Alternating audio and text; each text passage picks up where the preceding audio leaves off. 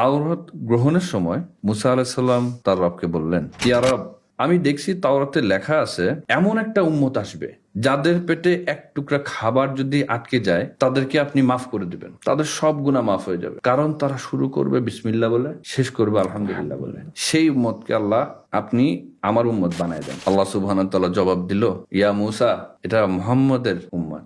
মুসা আলাইহিস সালাম আবার আল্লাহকে জিজ্ঞেস করলেন, ইয়া রব, তাওরাত গ্রহণের সময় আমি দেখলাম যে তাওরাতে লেখা আছে এমন একটা উম্মত আসবে যারা কোনো একটা গুনার কথা চিন্তা করবে, ইচ্ছা পোষণ করবে, কিন্তু আল্লাহ আপনার ভয়ে সেটা করবে না, এবং এই কারণে আপনি তাকে একটা নেকি করে দিবেন। ইয়া রব, সেই উম্মতটা আমার উম্মত বানায়। আল্লাহ সুবহানাহু ওয়া তাআলা জবাব দিল, ইয়া মুসা, এটা মুহাম্মাদের উম্মত। মুসা আলাইহিস সালাম আবার জিজ্ঞেস করলেন, ইয়া রব, তাওরাতে লেখা আছে একটা উম্মত আসবে, সে যদি কোনো ভালো কাজের ইচ্ছা করে, নিয়ত করে, কিন্তু সেটা করতেও না পারে, তার জন্য আপনি তাকে একটা নেকি দিবেন, এবং সে যদি তা করে তাহলে আপনি তাকে 10টা নেকি দিবেন 700 গুণ পর্যন্ত। ইয়া রব, এই উম্মতটাকে আমার উম্মত বানায় দেন। আল্লাহ সুবহানাহু ওয়া তাআলা জবাব দিল, ইয়া মুসা, এটা মুহাম্মাদের উম্মত। মুসা আলাইহিস সালাম বললেন, ইয়া রব, আমাকে মুহাম্মদ সাল্লাল্লাহু আলাইহি ওয়াসাল্লামের উম্মত বানায় দেন।